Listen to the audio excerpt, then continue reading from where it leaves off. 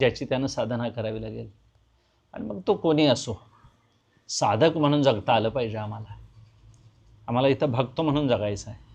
ज्ञानी व्हायचं नाही, पंडित व्हायचं नाही, याचा अर्थ अभ्यास करू नये असं नाही, करायचा. पण हरिपद प्राप्ती भोळ्या भाविकासी अभिमानी असी गर्भवास. साध्या भोळ्या माणसांना नामस्मरणावर विश्वासानं उद्धार होईल. आणि मग वितंडवाद घालून आमच्यासारखी बडबडली पुष्कळ वक्ते आहेत. आणि जर निश्चय टिकला नसेल तर मात्र अंतिम ती गती आपल्याला लाभणार नाही. नांतकाले च मामेव स्मरण मुक्त्वा कलेवरम य प्रयाती समद्भावम याती नास्त्यत्र संशय. अंतकालाला नाम मुखात येणं ही एक मोठी काय साधना आहे. आणि तेवढी बुद्धिमत स्थिर असावी लागते, भ्रंश होता कामा नये बुद्धीचा. आणि अशा वेळी मग ते नाम, शरीर, कफ वात पित्त या 3 दोषांचा समन्वय साधून शरीर तसं चांगलं ठेवणं, एवढ्या आजारातून देखील, आणि तशी स्मृती तेज ठेवणं, या आयुष्यभर केलेल्या साधनेचा काय परिणाम आहे आपल्यावर. आणि मग शेवटला ददामी बुद्धियोगम तम, देवसुद्धा असं काय देतो, त्याला बुद्धी देतो, आत्मबुद्धीच्या पांजरा, आणि त्याला भ्रंश होऊ देत नाही. आणि मग ही साधना भोळ्या भावनेनं सुद्धा होऊ शकते. अतिशय विचारपूर्वक एखादा झाला ज्ञानमार्गी साधक तर त्यालासुद्धा ही लाभू शकते. असं काय नाही, ज्ञान नको आहे असं नाही, पण विचारी मनुष्य पाहिजे. तुका म्हणे सोपे आहे सर्वाहूनी शहाणा तो धनी घेतो येते. परमार्थात शहाण्या माणसाची गरज आहे. म्हणून आजची सेवा ही त्यांच्या स्मरणासाठी आहे. असंच स्मरण वर्षानुवर्ष आपण टिकवायचं, त्यांनी दिलेल्या मार्गावरून चालत राहायचं. त्यांना आवडेल ती सेवा करायची. त्यांना काय आवडत होतं ती गोष्ट आपण केली म्हणजे त्यांना आवडत होते, दुसरं काही नाही. आपुली आहे ताजो असे झालं. तुकोबारायांना आवड कशी होईल तर गीता भागवत करीती श्रवण अखंड चिंतन विठोबाचे. संतांना आवडेल, देवाला आवडेल, पूर्वजांना आपल्या आवडेल, देवदेवतांना आवडेल, अशा कुळाचार कुळधर्म हे पाळत पाळत पाळत आपणही एक दिवस त्या टप्प्यावर जायचं आहे. म्हणून प्रत्येकानं आपल्यासाठी साधना आहे. साधना देवासाठी तर नाही, दुसऱ्यांना दाखवण्यासाठी नाही. आणि मग आपली जुनी माणसं कशी त्यांनी साधना केली, प्रतिकूल परिस्थितीत ती कशी वागली असतील. आता ही साधनं आलीत आपल्याकडं, पूर्वी साधनं नसताना ती कशी राहिली असतील. निदान लाईट जरी आमच्या जीवनातनं वजा केली आता तर किती आम्ही विचित्र होऊन जाईल. म्हणजे माणसं बेचैन होतात, एकमेकाला घड्याळ बंद पडलं तर किती वाजलं कळत नाही. ती माणसं अंदाजावर उठायची, सगळं काम आपलं डोळे उजेडी करायचे. एवढी खाण्यापिण्याची व्यवस्था आहे, आता सगळी खाणं बाहेर तयार आहे, पण ती येऊन घरात दिवसभर कामं करून करायची. आणि मग आजाराविषयी तर काय बोलायचंच नाही. आजारी सगळे आयुर्वेद औषधपाला याच्यावरच कोणतरी एखादा वैद्य असायचा. आणि मग अशावर जीवन जगलेली माणसं ती खरोखर शहाणी म्हणावी, काळाच्या ओघात शिकलेली. म्हणून कधी त्यांनी चुका केल्या नाहीत. आणि आता आम्हाला एवढी साधनं असून आम्ही चुकीशिवाय दिवसभर काय वागत. आमचा दिवसभराचा लेखाजोखा काढला तर आमच्या 1000 चुका असणार आणि एक बरोबर असेल. ती माणसं अजिबात चुकली नाहीत. आणि मग म्हणूनच त्यांची देवावर श्रद्धा बसली, संतांच्यावर श्रद्धा बसली. एखादा बुजुर्ग माणूस सांगायला लागला तर ते एक पाऊलसुद्धा पुढं टाकत नव्हते. याचं खरं कारण काय तर जी काळाच्या विद्यापीठात शिकलेली माणसं. म्हणून काळ महाराज महान काय आहे, शिक्षक आहे, शिकवतो. एखादा मनुष्य ऐकत नसेल तर काळच त्याच्यावर औषध आहे. पुढं कोणता काळ येईल नाही, त्याला कसा धडा शिकवून जाईल काय सांगता येत नाही. पण आपलं जीवनच काळाला बांधलेलं आहे. आमचं जीवन कर्ममय आहे, आमचं जीवन गुणानं बांधलेलं आहे. काहीतरी हेतू आहेत याला. आणि मग हे सगळं काल कर्म गुण हेतू घेऊन आपलं जीवन चाललेलं आहे. याच्याकडं जरासं लक्ष द्यायला पाहिजे. थोडा वेळ आपल्यासाठी काढता आला पाहिजे की आधी प्रपंच करावा नेटका, मग साधावे परमार्थ विवेका. म्हणजे निम्मार्ध आयुष्य प्रपंचात घालवावं आणि उरलेल्या आयुष्यात परमार्थ करावा असं ते अर्धा भागायचं नाही. दिवसभराचा वेळ जर अर्धा प्रपंचासाठी दिला तर अर्ध्या वेळेत आपल्याला 1 तासभर काढता येईल का नाही. मग तासाभरात आपल्याला काहीतरी एखादी वेदांताची प्रक्रिया परत आपल्याला बघता येईल, आठवणीत नसलेले विषय आणि परत वाचता येतील. नाही जमलं हरिपाठासारखी साधना करता येईल. ते नाही जमलं तर आपल्याला निदान एक वैचारिक एखादं पाठ्यपुस्तक जरी झालं, कुणाचं जरी एखादं संतांचं जीवनचरित्र झालं तरी वाचून आपली चित्तशुद्धी करता येते. म्हणून आपल्यासाठी म्हणून वेळ काढता आला पाहिजे. परमार्थच साधायचा आहे आम्हाला. सगळे आम्ही प्रापंचिक माणसं आहोत. म्हणून आईच्या निमित्तानं हा उत्सव करणं हे महाराज एक भाग्याचंच लक्षण आहे. आपल्या माणसांना त्यांची नश्वरता कळावी की एवढी माणसंसुद्धा देह ठेवून सुखानं प्राण सोडू शकतात. बरं कुठं शिकलेली नाहीत, फार काय गुरु केलेला नाही, पण एखादी गोष्ट अंमलात कशी आणावी आणि ती जीवनात कशी उतरावी असते असते असते असते असते. त्यांना कोणी साधना शिकवली असेल सांगा? पण नियम म्हटल्यानंतर एकदा नियम घेतला की तुका म्हणे नियम प्राणा समसाठी. मग विठोबाची गोष्ट तर फार दूर. आपण आपल्या घरात बसून ही साधना करता येते आणि तशी साधना केली आणि हे करताना त्यांनी कोणाशीही वैर कधी पत्करलं. अजातशत्रू राहिले. त्या भांडण कुणाबरोबर न करणे ही सोपी गोष्ट आहे का हो? म्हणजे आम्हीच भांडून येतोय. आता प्रवचनाला येतानाच भांडून यायचं घरात.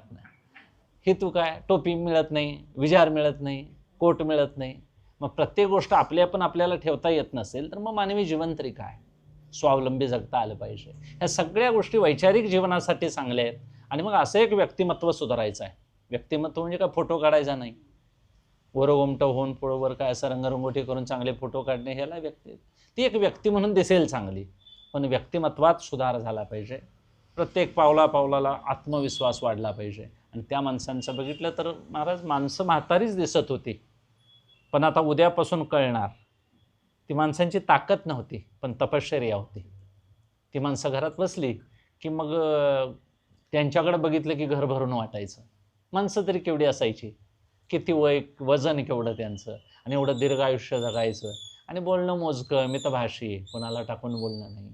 ह्या गोष्टी सांभाळणं इतकं शक्य नाही.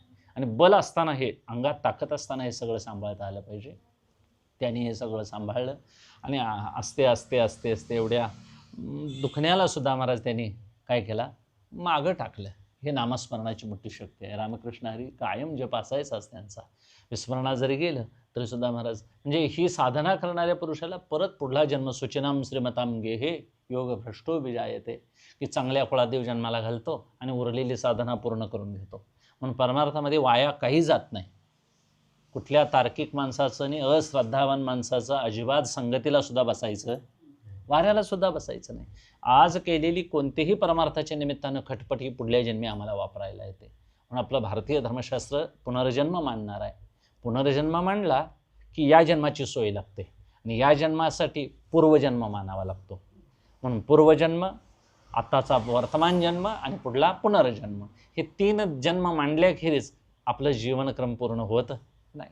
म्हणून जन्मांतरे 3 भोगिता कळती, केले ते पावती करता पुढे तुकोबारांचं प्रमाण आहे. केलेलंच आता आम्ही भोगत आहोत. आता जे भोगताना नवीन करतोय ते पुढल्या जन्मात संचितात आम्हाला पडणार आहे. त्यातून आम्हाला एखादं संचित प्रारब्ध म्हणून भोगायला मिळेल. तसे तसे आम्हाला जन्म मिळत जातात. म्हणून मानवी जन्म हा जन्ममरणाच्या एका मोठ्या काय बांधलेला आहे, यालाच भवशंद म्हणतात, यालाच भवसागर म्हणतात. आणि मग हा बांधलेला सगळा कर्माचा प्रवास आहे. म्हणून केले कर्म झाले तेचे भोग आले, उपजले मेले 80 किती. आणि मग उपजणं आणि मरणं हे एका देहाच्या निमित्तानं लागलेलं आहे. म्हणून सगळे शरीरं म्हणून जेवढी जेवढी आलेली आहेत ती सगळी नाशवान आहेत. अनाशिनो अप्रमेयस्य, अनाशन अनाश म्हणजे ज्याला नाश नाही एक आत्मतत्व आहे. आणि मरणारा मात्र अंतवंत इमे देहा, देह मात्र सगळे मरणार आहेत. म्हणून मरण आहे ते या शरीराला आहे, देहाला. आणि मग शरीर हा शब्द शिर्यते इति शरीर असं म्हणलेला आहे. क्षीण होतोय, याला अस्तित्व आहे. आईच्या पोटात असताना देखील आम्हाला अस्तित्व होतं, त्यावेळी आम्ही दिसत नव्हतो. मग पुढं झाल्यानंतर वर्धते, वाढ, विपरिणमिते, परिणाम होत होत गेले आमच्यात. जायते, आमचा जन्म झाला आईच्या पोटातून. अस्ति जायते, वर्धते, विपरिणमिते. आणि मग असते असते अपक्षय व्हायला लागला, उतार वयाकडं शरीर इंद्रिय क्षीण व्हायला लागली. आणि एक दिवस निधन, म्हणजे त्याला विनश्यती म्हणतात, नाश पावेल. आणि मग नाश पावेल त्यावेळी यातलं आत्मतत्व सगळीकडं पहिलेही आईच्या पोटात असताना होतंच, मोठे झाल्यानंतर होतंच, जन्मात होतंच, आणि उतारवयातही होतं, मरतानाही आहे, मेल्यानंतरही आहे. आणि आम्हाला ते सहसा कबूल होत नाही, कारण आम्हाला अशी सवय लागलेली आहे नाही, आहे नाही, अशा 2 क्रियापदांची सवय लागलेली आहे. काहीतरी आम्हाला मिळवायचं आहे, माझ्याजवळ नाही, ते मला मिळवायचं आहे. ज्या गोष्टी माझ्याकडं पैशाच्या कमी आहेत, आज पैसे नाहीत, मला मिळवायचे आहेत. आणि मग परमार्थामध्ये नाही हा शब्द मात्र अजिबात तिथं आहे आहे आणि आत्मस्वरूप का मागंही होतं, आताही आहे, पुढंही असणार आहे. म्हणून परमार्थ नाही असा अजिबात नाही. परमार्थ हे तत्व आहे, त्यालाच अध्यात्म, त्यालाच एक तत्व म्हणतात, त्यालाच ब्रह्मतत्व म्हणतात. आणि मग ते चैतन्य कायमस्वरूपी आहे आहे. आणि मग त्या असण्यालाच त्याने अस्तित्व असं म्हटलं. आणि हे अस्तित्व कधीही बाधित होत नाही, असं एक आत्मस्वरूप आहे. म्हणून मरण आहे ते शरीराच्या निमित्तानं. म्हणजे एखाद्या मातीची घागर केली, त्याच्यात पाणी भरलं, तर ते पाणी मातीच्या आकार धारण, त्या घड्याचा आकार धारण करतं. का पाण्याला आकार आहे? तेच पाणी वतून टाकलं तर ते त्याला आकार नाही. ज्या भांड्यात जाईल त्या आकाराचं पाणी होतं. जसं घड्याच्या आकाराचं पाणी आकार धारण करतं. घड्यावर कोणीतरी दंडानं काठीनं प्रहार केला आणि जर फुटला घट, तर हे घट फुटला म्हणायचं काय? पाणी फुटलं? घट फुटला, व्यवहार होतो, घट फुटला, पण घटात भरलेलं पाणी मात्र वाहून गेलं. तसं हा देखील एक घटच आहे, हे बनवलेलं आहे. एक दिवस जन्म झालेला आहे याला, आणि मग हे शरीर एक दिवस जात म्हणजे जन्माला येणार आहे. एक दिवस जसं काठीनं घागर फुडली तसं याचा देखील नाश होईल. मग स्वभावानं होईल, परता नाश होईल, किंवा आश्रय नाश होईल. विमानाच्या आश्रयानं कोण मरतात, कोण घरात भिंत अंगावर पडून मरेल, कोण अपघातात मरेल, कोण स्वभावतात आई वारली अशा इंद्रिय क्षीण होऊन असते स्वभाव नाश आहे. परता नाश, कोणीतरी दुसऱ्यानं मारून मरेल, पण काही होईल, या शरीराला मात्र नाश आहे. म्हणून तत्वाचा नाश कधीही नाही, उपाधीचा मात्र नाश होतो. म्हणून आम्ही उपाधिगत शरीर धारण करून आलं, याला जीव चैतन्य असं म्हटलेलं आहे. जीवाला उपाधी आहे अविद्या, ईश्वराला उपाधी आहे माया. आणि माया आणि अविद्या या दोन उपाधीनच हे जीव ईश्वर भाव दिसतात. नाहीतर वास्तवता इथं काहीच जन्माला आले नाही आणि काहीच इथं मेलं नाही. म्हणजे अजो नित्य शाश्वतो यंपरानो न हन्यते हन्यमाने शरीरे. आत्मा मारूनही मरत नाही, तो वाऱ्यानंही सुकत नाही, अग्नीनं जाळला जात नाही, पाण्यानं भिजत नाही. ही सगळी उदाहरणं देव स्वतः अर्जुनाला देतात. आता अर्जुन इतका काय आमच्यासारखा कमनशिबी नाही, न कळणारा नाही, पण त्यानं सांगायचं आहे म्हणून तो वाजून जावे पंडुकुमारा. आम्ही सगळे प्रापंचिक आहोत, जबाबदारी आहे आमच्याजवळ. आणि मग कुरुक्षेत्रावर तू लढण्याकरता आलेला आहेस, आणि तू जर यांना हे माझे मित्र, ही माझे परिवारी सगळी मंडळी म्हणत असेल, हे माझे गुरु, हे माझे मामे, हे श्वशूर असं जर म्हणत असतील, तर मग तुला हे युद्ध सोडून पलायन करावं लागेल. आणि मग तुला हे काय तशी गप्प बसणार नाहीत, हे तुला घेरतील आणि मारतील. म्हणून काहीतरी यात का होऊन जाईल, तुझाच नाश होऊन जाईल अर्जुना. त्यावेळी तो ऐक, मी मारता हे असं म्हणू नकोस, हे मरणारे म्हणू नकोस, कारण मारणारा आणि मरणारा यात दुसरा तिसरा कुणी नाही. फक्त माझ्या संकल्पानंच हे मारलं जाईल आणि माझ्या संकल्पानंच हे सगळे मेले जातील. म्हणून फक्त अर्जुनाची एक समजूत काढायची आहे, तशी आमची देखील एक समजूत पटवून घ्यायची. शोक करायचा नाही गेलेल्या व्यक्तीविषयी. जागा रिकामी होते, बरोबर आहे, अंतरुण रिकामं होतं, खोली रिकामी होते, आठवण येते, बरोबर आहे. हे भावनिक माणसाच्या दृष्टीनं अतिशय योग्य आहे आणि ते गरजेचंही आहे. ज्ञानोबाराय ज्यावेळी जायला निघाले त्यावेळी निवृत्तीनाथ दादा देखील रडले. म्हणजे ज्येष्ठाच्या आधी कनिष्ठाचे जाणे, केले नारायणे उपराटे. ज्येष्ठ म्हणजे वास्तविक निवृत्तीनाथ दादा म्हणतात मला जाणं क्रमप्राप्त आहे, पण ज्ञानोबा तू जातोस आधी. म्हणजे सखा भाऊ, वास्तविक तो महाविष्णू आहे आणि तो साक्षात भगवान शंकर आहे. एवढ्या अंश महापुरुष असणारे ते देखील रडतात. म्हणजे रडणं चुकीचं नाही, प्रेम आहे तिथं, आणि मानवी जीवन हे प्रेमानं भरलेलंच असावं. असं तुटक असू नये, त्यात कोरडापणा असू नये. नाहीतर मग मी एक परमार्थी आहे आणि मग घरच्या माणसावर बोलणार नाही, ही असली अजिबात पद्धत उपयोगाची. प्रत्येकानं जमवून घेऊन जायचं आहे. आणि मग त्यानिमित्तानं आईंचं जाणं रिकामं वाटलं तरी देखील शोक करून येतो तुकोबाराय सांगता, शोके शोक वाडे हिमतीचे धीर गाडे. शोक करून गेलेली व्यक्ती तर येणार नाही, त्यांचा देह गेल्यानंतर इथंच होताच. देहाच्या वासलात लावायलाच पाहिजे व्यवस्था. पण ज्याच्या पद्धतीनं ज्याच्या संप्रदायानुसार आपण दहन करतो, जाळतो, म्हणूनच त्याला देह म्हणतात. क्षीण होतं म्हणून त्याला शरीर म्हणतात. असंही शरीर अनित्य आहे असं एकदा समजलं की मग देहाच्या निमित्तानं जे आम्ही काही केलेलं आहे, अभिमान धरलेले आहेत, ते सोडता आले पाहिजे. म्हणून देह अधिकाय खरा तुकोबाराय सांगतात, देह संबंध पसारा. आणि मग सहज सांगतात, बुजगावणे चोरा रक्षण शे भासते. एखाद्या मिरचीच्या वांग्याच्या वाफ्यामध्ये बुजगावणं करतात, अगदी काट्या उभ्या करून वर एक लोटका अडकतात, त्याला रंगरंगोटी करून अगदी माणसासारखा वर हात उभा करून करतात. आता मग ते संध्याकाळच्या वेळेला एखाद्या चोरानं असं वाटू शकतंय मालक जो भरलाय काय की, आणि मग जाताना असं काहीतरी मिरचीच्या शेतात उभा केलं तर मिरची एखाद्याला पाहिजे असतं तर मग तो लांबून म्हणतो अरे कोणतरी मालक उभारलाय वाटतं. मग हुशार असतात चोरातला एखादा म्हणतो की निदान विचारून बघूया, का हो शेतकरी दादा काय उभारलाय रात्रीचं एवढ्या म्हणून विचारतात. तो काही बोलत नाही नि काय नाही. आता वास्तविक ते बुजगाव नाही. आणि मग जवळ गेल्यानंतर त्यांना कळतं अरे हे शेतकरी नाही नि कोण मालक नाही, आता कितीही मिरच्या नेल्या तरी हे काय करत नाही, अजिबात प्रतिकार करत नाही. आता ज्याचा दिवसा हात वर आहे ते रात्रीचा खाली करील का हो? जे बुजगावणं आहे ते, हे कोणाच्या दृष्टीनं? ते बुजगावणं कोल्ह्यांना, कुत्र्यांना, मांजरांना, कोंबड्यांना, मोरांना, इतर पक्ष्यांना हाकलून लावण्याकरता भीती दाखवेल. पण कळणाऱ्या माणसाला ती भीती दाखवेल काय हो? तसं देहरूपी बुजगावणं हे पै-पाहुण्यांच्या दृष्टीनं आम्ही मिरवू, आम्ही आमदार होऊ, खासदार होऊ, राष्ट्रपती होऊ, पंतप्रधान होऊ, जगाला भीती दाखवू, हुकुमशहा होऊ, पण काळाच्या समोर हे आमचं बुजगावणं चालेल का? कळणाऱ्या माणसासमोर हे चालणार नाही. मग तेथे नचले काही, सत्ता संपदा राहील ठाई चाट आहे. आणि मग पुढे संचित जाईल वाही तुका म्हणे तै यमाज्ञा. यमाच्या आज्ञेसमोर हे अजिबात टिकत नाही. म्हणून या देहावर अनेकांच्या सत्ता सांगण्यात आल्या. 13वा अध्याय तर यावरच अवलंबून आहे. क्षेत्रज्ञ विभाग योग म्हणून या क्षेत्राचं वर्णन केलेलं आहे. हे आवट हात मोटके बरडकी पिके, की हे कोणाचं? हे 3.5 हाताचं शरीर म्हणजे नेमकं काय? यामध्ये काय लागवड टाकायला लागत नाही, पीक मात्र जोमात येतं. यात पेरणी करावी, चांगली पेरणी केली विधीची तर विधियुक्त पुण्य उत्पन्न होईल, अविधीची पेरणी केली तर पाप उत्पन्न होईल. पापाचं पीक एवढं मोठं येतं. आता तर कलियुग आहे, सांगायची गरजच नाही. मनातही पाप आहे, शरीरातही पाप आहे. याचा अर्थ सगळीच पापी माणसं आहेत असं नाही. पुण्यवान माणसं या जगात आहेत, सोहळ्याच्या वाटेला चाललेले आहेत. वेगवेगळ्या तीर्थक्षेत्रावर आजही महाराज लोक आहेत. आजही आता तुमच्या आमच्या निमित्तानं आम्ही परमार्थाचा विचार तासतासभर करणारी मंडळी आहोत. हेतू काय? की ते पुण्य निष्काम भावनेनं कसं कसं करता येईल याच्याकरता विचार करण्याकरता या शरीरामध्ये आपल्याला काय करता येईल नेमकं. ज्ञानोबा सांगतात एक 5-6 मतं याविषयी सांगितलेले आहेत. ते म्हणतात की एक म्हणती हे स्थळ जीवाचे चिसमूळ, मग प्राण हे कुळतयाचे आहेत. काही लोक म्हणतात जीववादी उठले की यामध्ये जीव नावाचं एक तत्व राहतं आणि मग त्याचा प्राण हा वहिवाटदार आहे, कुळवाडीकर आहे. तो प्राण काय करतो? इतर आपल्या 4 भावांना घेऊन प्राण, व्यान, अपान, उदान, समान यांना घेऊन हा इथं काय करतो? एक क्षेत्राची नांगरट करतो, यामध्ये चांगली पिकं काढतो. हे बोलणं थांबायच्या अगोदर प्रकृतीवादी उठतात.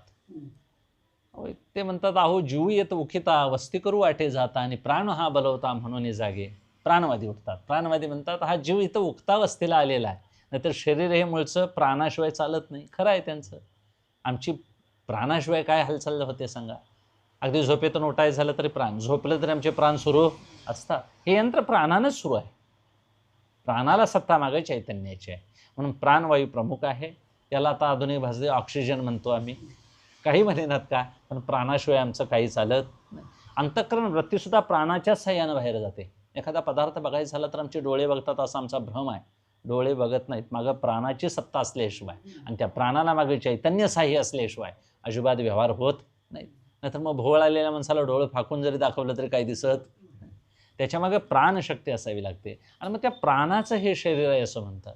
त्या प्राणवाद्यांचं बोलणं थांबतं नाही तोपर्यंत अनादी हे प्रकृती सांख्य जे येते गाती क्षेत्रीय वृत्ती ते याचे जाणं, हे प्रकृतीचं शरीर आहे असं म्हणतात. आता प्रकृती सगळ्यांना माहिती आहे, म्हणजे ती माया. हे माईक शरीर आहे, बरोबर आहे, काही चुकीचं नाही. पण शेवटी या मायेला सुद्धा चालवणारं एक संकल्प नावाचं तत्व आहे. आणि ती मग संकल्पवादी उठतात. परतत्वाची आगावी संकल्प सेज देखावी म्हणतात. किंवा शून्य शेजे साली शुलिनतेची तुळी निद्रा किती बली होते अविद्या येणे. इथं एक बलवान असा संकल्प राहतो. तुम्ही मी झोपलो तरी विचार सुरू असतात, जागे असलो तरी विचार सुरू असतात. आता काय करायचं, उद्या काय करायचं, असे हे संकल्प आमचे सगळ्यांचे सुरू आहेत. आणि मग त्या संकल्पानं ही प्रकृती कार्य करते म्हणतात. त्यामुळे प्रकृतीपेक्षा हे शरीर संकल्पाचा माना म्हणतात. आणि मग शेवटी संकल्पवाद्यांचा हा सगळा गोंगाट थांबायला मला स्वभाववादी उठतात. ते म्हणतात तुमचं सगळं बोलणं चुकीचं आहे. या शरीराचं खरं मालकी तत्व कोणाकडे आहे ते आम्ही सांगतो म्हणतात. आणि मग त्यांनी सांगायला सुरुवात केलं की आकाशी कवणे केली मेघांचे भरणे, अंतरिक्षी तारांगणे धरी कवन, गगनाचा तडावा कुणी उडला केदवा, पवनो हिंडतो असावा हे कवनाचे मन, रोमा कवन पेरू सिंधू कवन भरी पर्जन्याची अखेरी धारा कवन. आणि मग त्यांनी सांगितलं की आकाशात कुणी बरं ढग निर्माण केले असतील, त्या ढगामध्ये पाणी कुणी बांधून ठेवलं असेल, पाऊस वरूनच खाली कसा पडतो, त्या धारा कशा कशा लागत असतील. आणि मग एवढं मोठं गगन, अगदी साधा मंडप घालायचा झाला तर वर आम्हाला छत टांगून बांधावं लागतं वडून, ते झोल देतं आहे आणि मध्ये त्याला ओढून बांधावं लागतं. आणि एवढं आकाश कधी कुणी बांधलेलं नाही, असं कसं काय अंतराळी राहिलं असेल. आणि मग गगनाचा तडावा कुणी ओढून धरले काय कुणी, तर तो दिसत नाही. आणि मग हे रोमा कवन पिरी, बरं हे सगळे बारकावे सांगितले. समुद्र कसा काय व्यवहार करतो, सूर्यचंद्र कसे काय व्यवहार करतात, या शरीरावरले केस कसे उगवतात, याची पेरणी कुणी केली असेल, आता हे सगळं ते सांगतात स्वभाववादी आहेत, म्हणजे हे आपोआपच तयार झालंय म्हणतात, ते कुणीही निर्माण केलेलं. असा एक वर्ग आहे, त्याला स्वभाववादी म्हणतात, त्याला आम्ही वास्तववादी म्हणू, निसर्गवादी म्हणतात त्यांना, खरे नेचरवादी आता आधुनिक शब्द आहे त्यांना, की असं निसर्गात तयार झालं म्हणतात. आता निसर्गात तयार झालं असतं तर महाराज तुळशी कट्ट्यात तुळस आपोआपच उगवाय पाहिजे.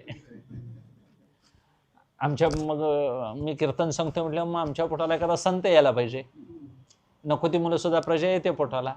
स्वभावानं असं होत असतं तर मग चांगल्या संस्काराची गरज काय होती? चांगलं जेवण करायचं तर मग चांगलं पाणी सुद्धा वापरावं लागेल, जळण चांगलं, सगळं करणारे संकल्प चांगले असले पाहिजे सगळे, त्याशिवाय शुद्ध जेवण होणार नाही.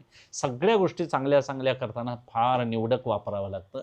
तसं संस्कारानं बनलेलं हे शरीर असं आपोआपच जर झालं असेल तर मग हे खरं नाही. म्हणून स्वभाववाद्यांचं बोलणं थांबल्यावर काळवादी उठले आणि मग त्यांनी सांगायला सुरुवात केलं की या सगळ्या तुमच्या बोलण्यावर, या जगावर, सगळ्या जीवजंतूवर एक माझा प्रभाव आहे.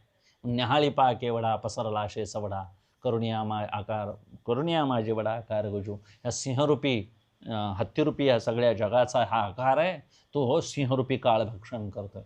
आणि केवढं मोठं हे जग आहे, यामध्ये किती वेगवेगळे प्रकार, वेगवेगळे पदार्थ आहेत, भिन्न भिन्न नावं आहेत, भिन्न भिन्न उपाधी आहेत. आणि मग या सगळ्यांचा ग्रास काळ करतो आणि ह्या काळाचीच सत्ता यावर आहे. म्हणून काळाची सत्ता हाची बोल पंडुसुता, हा खराच आहे अर्जुना, यावर काळाचं सगळ्यावर काय मग काळ प्रत्येकाला घेऊन जातो. तुकोबाराही ते मान्य करतात, देह हे काळाचे, धन कुबेराचे.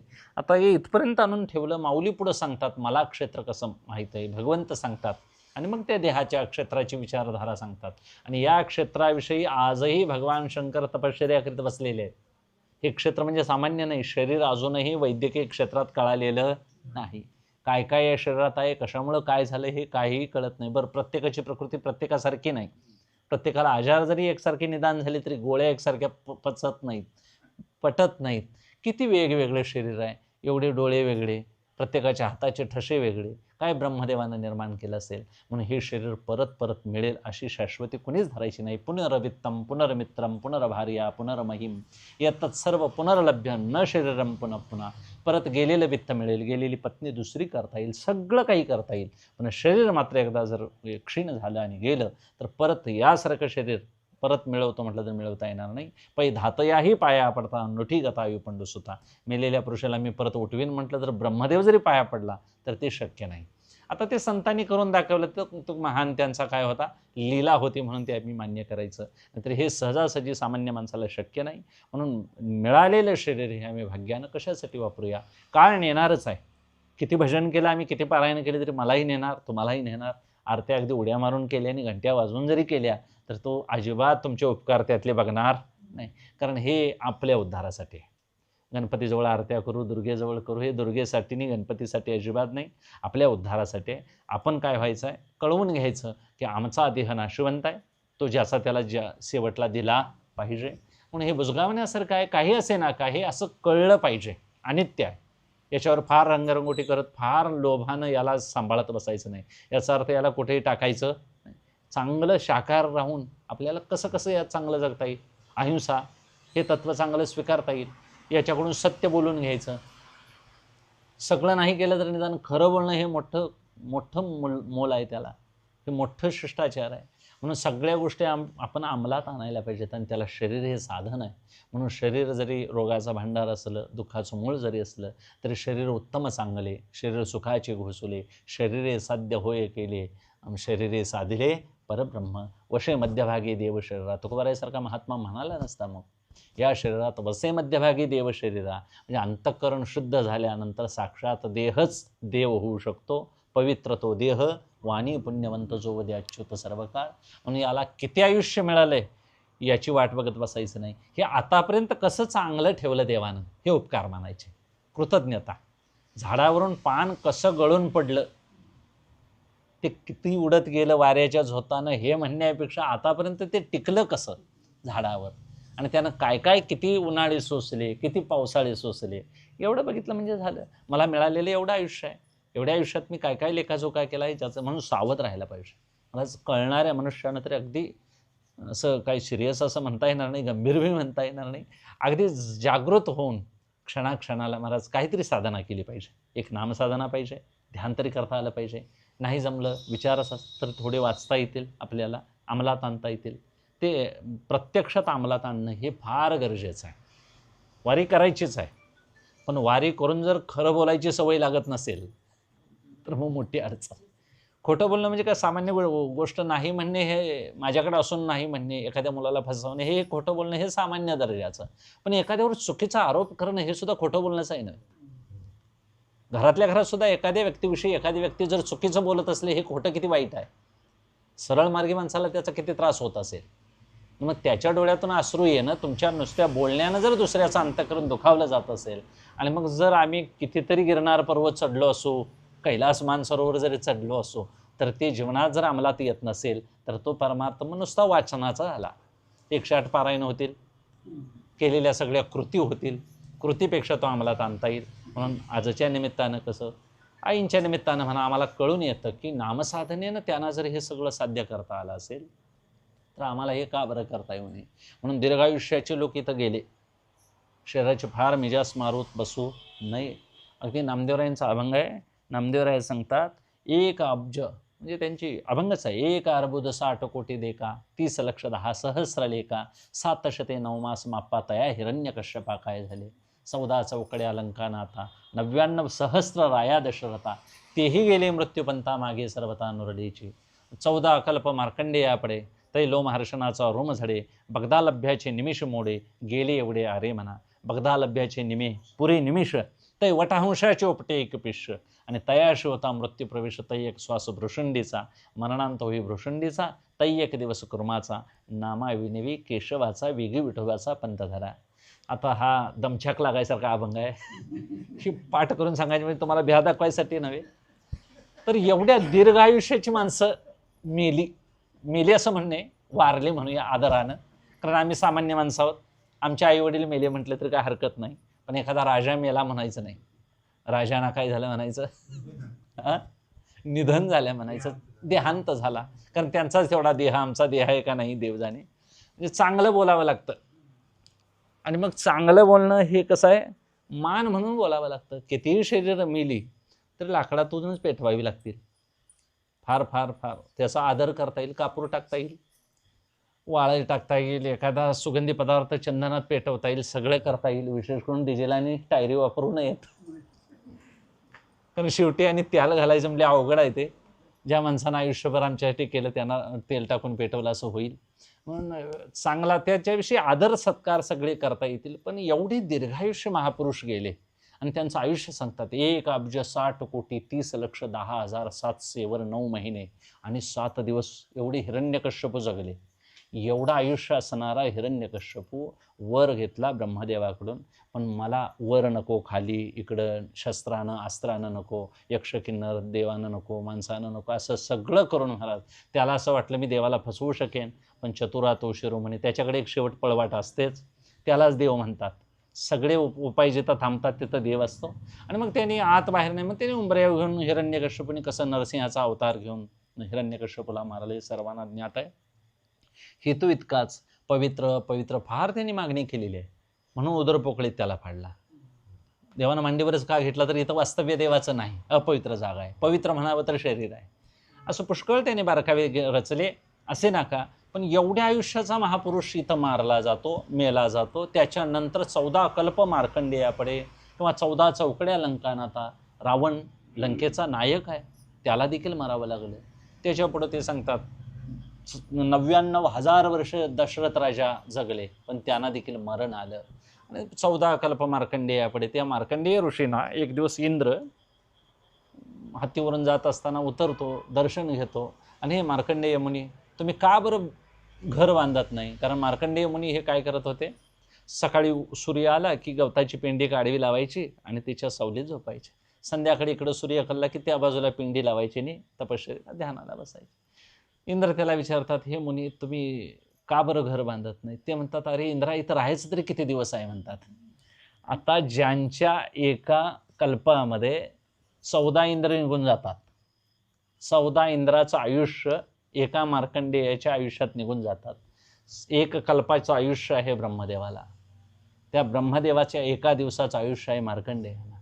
किती दीर्घ आयुष्य महापुरुष आहेत, आणि ते म्हणतात आता इथं काय घर बांधायचं, आम्ही आता किती दिवस जगू हे माहिती नाही, पण आमचं इथं घर बांधायचं, इथं हे करायचं, असे सगळ्या व्यवस्था आमच्या सुरू आहेत.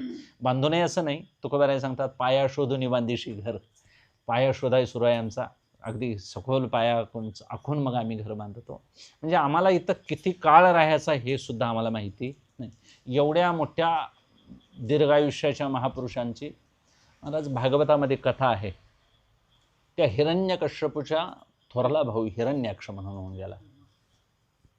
त्यांची पत्नी हिरण्याक्षाला ज्यावेळी देवानी मारलं युद्धामध्ये, त्यावेळी हिरण्याक्षाचा वध झाल्यानंतर त्यांच्या पत्न्या रडायला लागल्या. हिरण्यकश्यप इतकाच तो बलवान होता, दीर्घायुष्य होता, आणि मग एवढा प्रतापशूर राजा युद्धामध्ये पडल्यानंतर त्या सगळ्या राण्या रडायला लागल्या.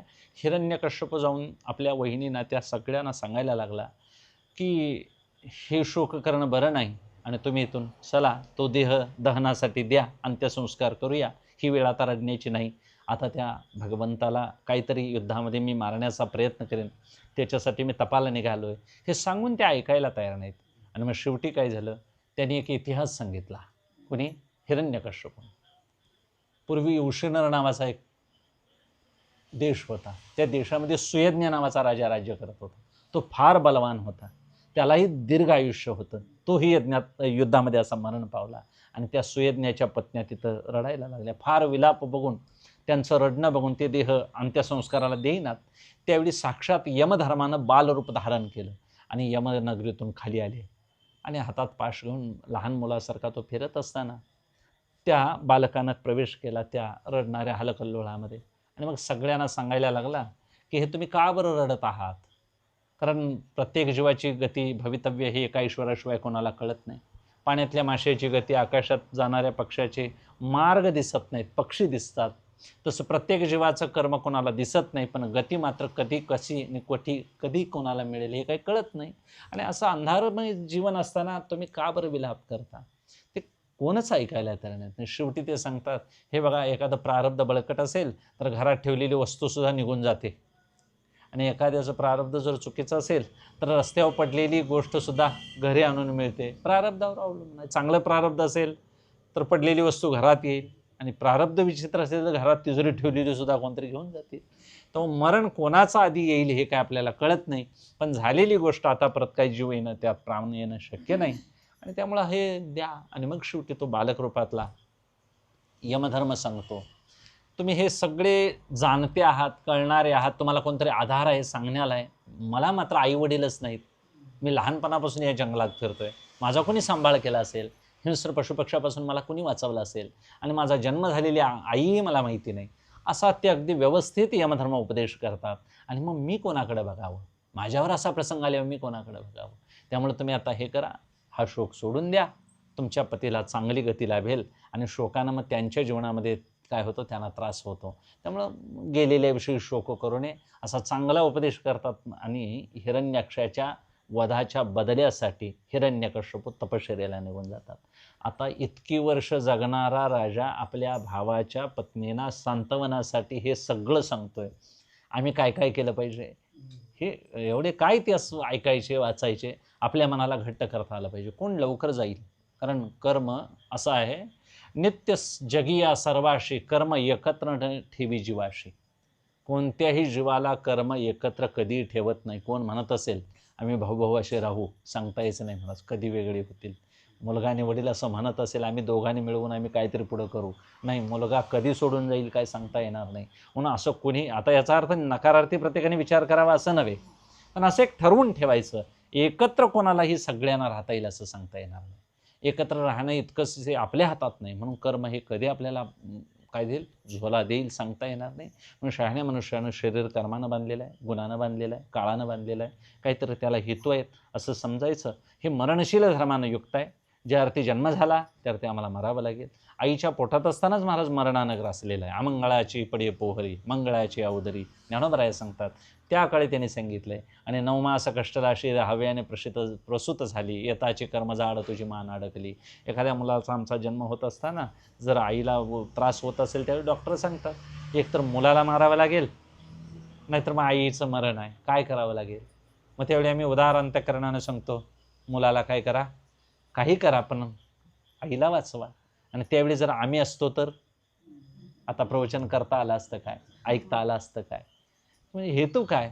प्रत्येक गोष्ट बरी वाटते, पण नेमका आमचा नंबर तिथं असावा तर. म्हणून मिळालेलं जीवन हे अगदी काचेसारखं आहे असं समजायचं. आतापर्यंत कसं टिकलं ह्याचं आश्चर्य मानायचं, उद्याच्या दिवसाची अपूर्वाई मानायची नाही. मी उद्या करतो म्हणणं मूर्खपणा आहे महाराज. म्हणून तास घटका गेले, दिवस गेले, तास वाजे घनाना. आयुष्याचा नाश होतो रामकार्य म्हणाना. संत संग धरा तुम्ही हरिभजन करा. पाठी लागला असे काळ दात काय करा. की काळ सदैव आमच्यावर नजर ठेवू नये. कधी एकदा याचं आयुष्य संपतंय आणि मी एकदा कधी याचा ग्रास करीन. आणि अनित्यता कळावी, वैराग्य वाढावं, याला पळपुटेपणा अजिबात म्हणायचं नाही. हा विचार आहे महाराज. आणि हा विचार कुठं विज्ञानात मांडलेला नाही. विज्ञानात काय मांडतात? ठोकताळे आहेत महाराज. 2+2=4 हे बरोबर असले विज्ञान बरोबर आहे, पण परमार्थ हा विज्ञानामध्ये मांडता येईल. पण मुळातच परमार्थी गोष्ट पूर्ण आहे. अपूर्ण आहे तिथे बेरीज करता येईल, अपूर्ण आहे तिथं वजाबाकी करता येईल, भागाकार करता येईल, वजा सगळ्या क्रिया करता येतील. पण इथं मुळातच पूर्ण गोष्ट आहे. म्हणून आमचा शांतीपाठ आहे, ओम पूर्णमिदं पूर्णमदः पूर्णात पूर्णमुदच्यते. पूर्णातनं काय पूर्ण काढायचं आणि काय वजा केलं, म्हणजे शेवटी एक तत्व एकच आहे, वाटा वेगवेगळे आहेत. त्यामुळे साधना करणाऱ्या मनुष्यानं देह हे पहिलं साधन आहे, हे चांगलं वापरायचं. याला चांगलं महाराज शाकाहारीच बनवायचं, याला इतर काही खाऊ घालायचं नाही. हे उत्तम साधन देव आत वास्तव्य करणार असेल तर आपण नको त्या गोष्टी का बरं त्यानं काय असा बदल होणार आहे मोठा फरक? कुठेही गेलं तर माणसं खाया प्यायचे दिवस आहे, माळ घालू नका म्हणते. आता मला सांगत बोलू नये, आता चित्रीकरण आहे सरांचं. माळानं कुत्री सगळी हाडं वगैरे खातात, काय फरक पडलाय त्यात? दिवसभर आता हाडकं खात असते. तर काय आता कुठं कुत्री मोठी झाली का, कुठं देशाची पंतप्रधान झाली का, काय झाली, काय त्याच्यात झालंय? काय व्यक्तित्वात सुधार झालाय खाणाऱ्यांच्या? न खाणारे कुठं मेलेत? काय बदल झालाय सांगा? न खाल्लेल्यानं काय होतं हे तुकोबारायांनी सांगावं, आमच्या संतांनी सांगावं. तुळशी माळ घातल्यानं काय फायदे होतात, नामस्मरण केल्यानं काय फायदे होतात. म्हणून नवविधा भक्ती करा.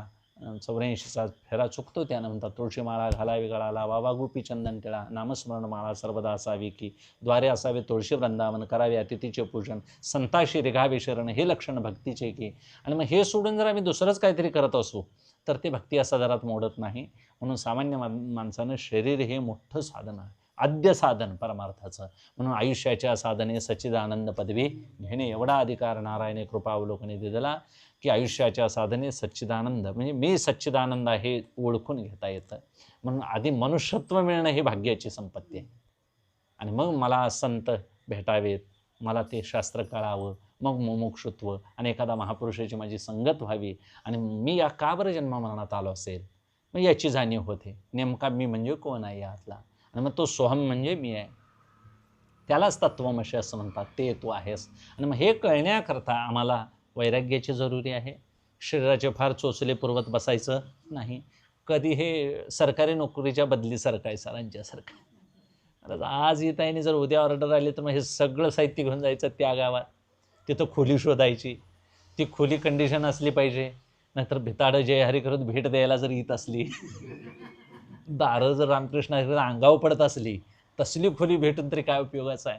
मग चांगली खोली मिळाली तर महाराज अशा या पावसात सगळंच पाणी जर खोलीतच आत येत असेल, बाहेर जातच नसेल, तर वरलं रूपकाम चांगलं पाहिजे, सगळी व्यवस्था बघून खोली चांगली आहे, शेजार चांगला पाहिजे. शेजार चांगला आहे, खोली चांगली आहे, सगळं बरोबर, पण भाडं परवडलं पाहिजे. 70 रुपये हजेरी असायची, 400 रुपये डिपॉझिट जर असलं तर मग तेही मोठं अवघड आहे. आणि मग एवढं करून सगळी आपली जागा तिथं जाणारी, आपण जिथं काम करतोय आणि ती खोली, हे अंतर्गणित जमायला पाहिजे.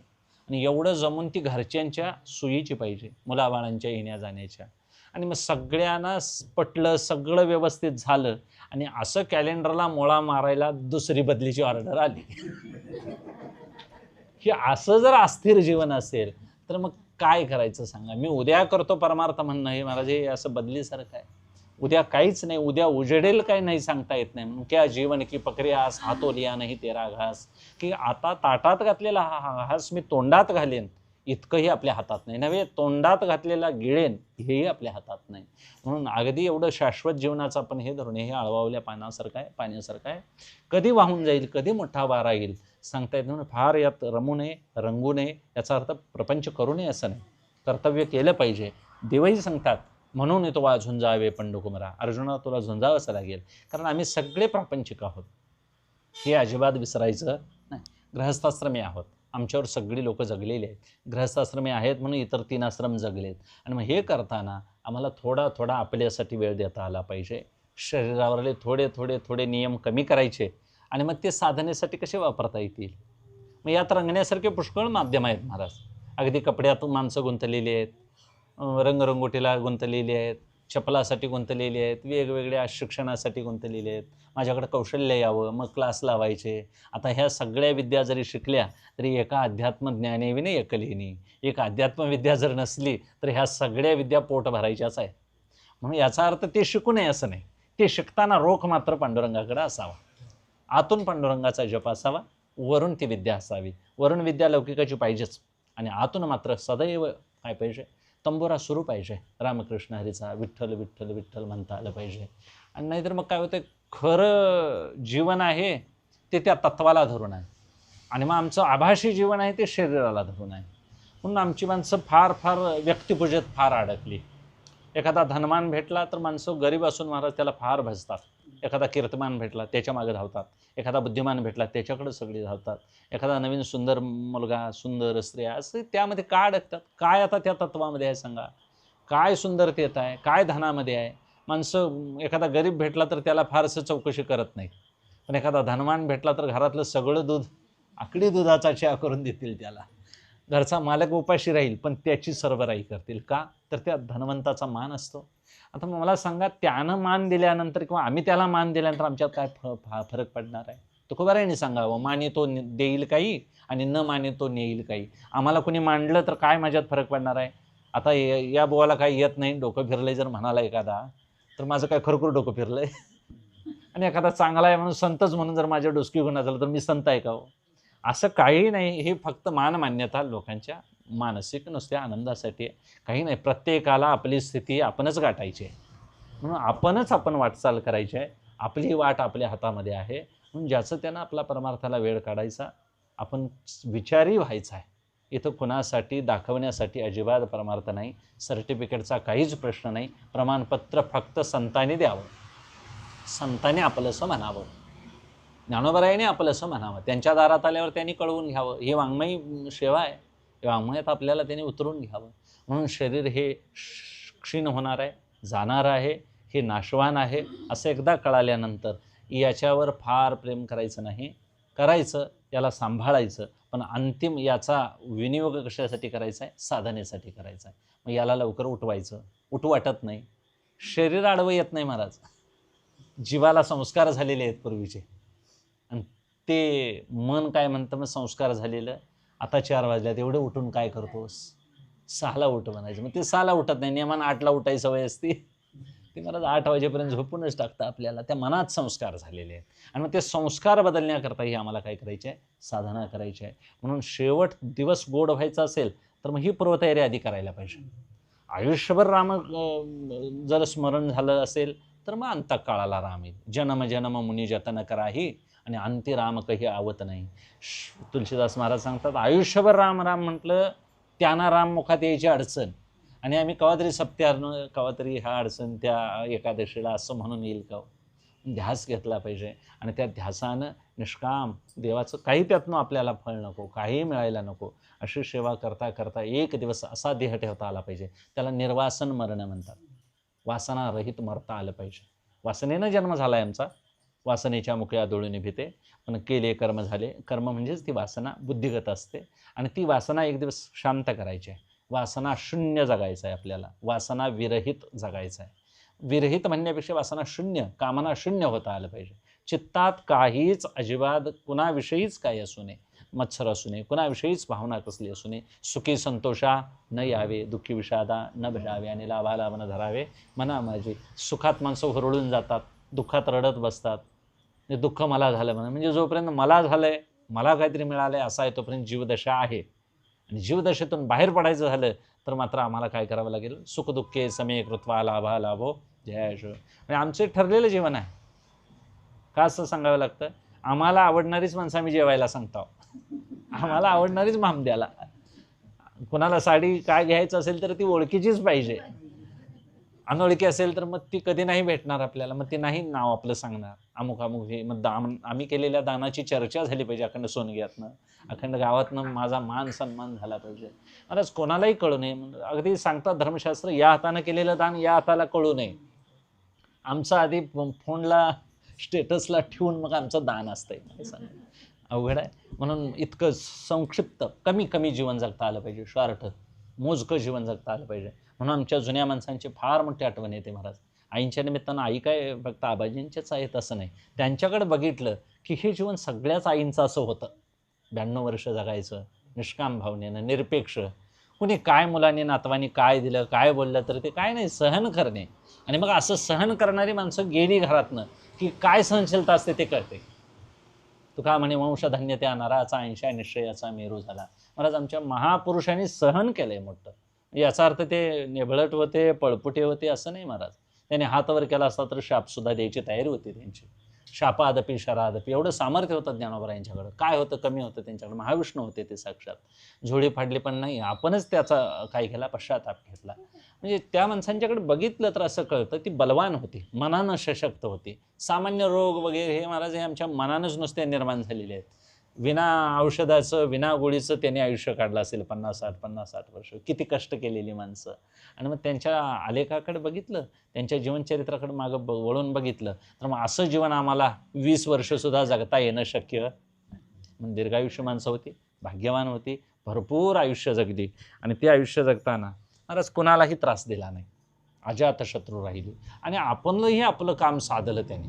रामकृष्ण हरीचा जप ठेवला, अंतकाळापर्यंत हे करत गेले. म्हणून त्यांना कोणताच विषय आणि कोण गुरु कोणी येऊन सांगितलं याच्यापेक्षा त्यांनी ऐकलेलं अंमलात आणलं. एक विचार त्यांनी धरला तो कडेपर्यंत नेला. हे त्यांचं सामर्थ्य आहे मोठं.